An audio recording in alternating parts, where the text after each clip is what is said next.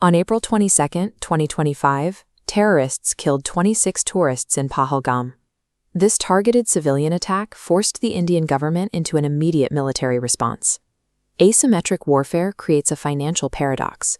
An adversary's kamikaze drone costs $20,000. A defender's advanced interceptor missile costs $4 million.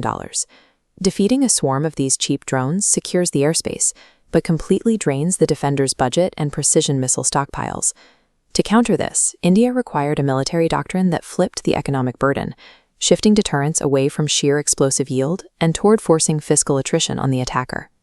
The solution was Operation Sindoor, a highly calibrated, multi-domain military campaign launched on May 7, 2025. Over 5 days, India spent $400 million on kinetic operations, but inflicted $1.5 billion in high-value hardware and infrastructure losses on Pakistan. This outcome reveals a deliberate strategy. Indian forces weaponized fiscal attrition, explicitly targeting the adversary's most expensive air and radar assets, ensuring maximum economic damage rather than expanding the conflict territorially. When a military loses capital-intensive hardware it cannot manufacture domestically, replacing those assets requires securing highly expensive foreign military loans. Operation Sindoor demonstrated that a sovereign, networked defense grid shifts the burden of conflict from the front line to the adversary's central bank. The initial offensive phase was a precise tri-services strike that bypassed the border entirely. The entire opening operation was completed in exactly 23 minutes. Indian forces utilized indigenous loitering munitions, often called kamikaze drones, to identify and suppress enemy air defenses. This neutralized ground threats without risking manned Indian aircraft. Once the air defenses were suppressed, India deployed high-end precision munitions, including BrahMos supersonic cruise missiles, to strike deep into high-value Pakistani airbases like Noor Khan and Bolari. These deep strikes targeted specific, high-cost aviation assets on the ground. The verified casualties included F-16s, a C-130J transport, and a Saab radar aircraft. The operation also destroyed JF-17 fighter jets. At roughly $25 million per unit, the loss of these airframes dealt an immediate $50 million blow to the adversary's combat fleet. Look at the direct asset exchange. A single BrahMos cruise missile costs roughly $4.75 million. The Swedish origin Saab early warning aircraft it destroyed carried an estimated replacement cost of over $160 million. By targeting multi-million-dollar aviation and surveillance infrastructure, India ensured that a limited kinetic strike translated into a direct, large-scale depletion of the adversary's long-term military capital. Pakistan retaliated on May 8th and 9th. They launched a massive saturation attack, targeting 36 different Indian military and civilian sites. The scale of the threat was vast. Over 600 cheap drones and kamikaze munitions were launched simultaneously to overwhelm Indian airspace. The tactical objective was clear: force Indian radars into saturation and trick the defense grid into exhausting its expensive surface-to-air missile stockpiles on cheap decoys. Hidden within this massive drone swarm was a high-end threat: Fatah-2 long-range ballistic missiles, launched under the cover of the decoys.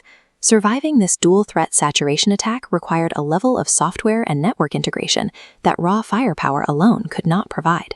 This defense relied on two digital brains: the Air Force's Integrated Command and Army's Akash tier network. They fused satellite and radar data into a common operating picture. Using this, the S-400 Sudarshan outer layer intercepted high-value targets at extreme ranges, up to 600 kilometers. The middle layer was tasked with intercepting incoming medium-range ballistic threats. Indigenous systems, like the Akash, intercepted targets like the Fatah-2 missile before they could reach major cities. Finally, the inner layer solved the drone math paradox.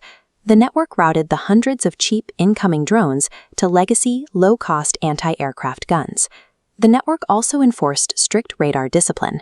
Arrays controlling missile batteries were activated only in short bursts, and only when targets were already within firing range. This burst transmission tactic effectively blinded Pakistani electronic intelligence, preventing them from triangulating Indian defense positions for follow-up strikes.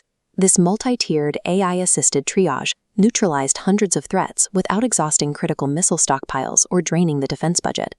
While India's layered defense held, Pakistan's expensive Chinese origin air defense systems, specifically the HQ-9B and LY-80, failed during the initial 23-minute strike. Indian electronic warfare assets successfully jammed and bypassed these imported radars, rendering them blind and deaf during the operation. Physical debris recovered on Indian soil, including parts of Chinese PL-15 missiles and shattered Turkish drones, highlighting reliance on foreign suppliers. Replacing these destroyed systems forces Pakistan into a geopolitical and economic bottleneck, requiring them to secure new, highly expensive foreign military loans. Relying on expensive, imported military hardware creates severe strategic fragility against an adversary possessing technologically independent electronic warfare capabilities.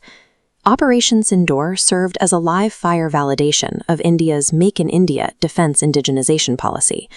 Driven by production-linked incentives, India's domestic drone and defense manufacturing sector is now projected to reach $11 billion by 2030. Sovereign manufacturing drastically reduces the marginal cost of precision weapons.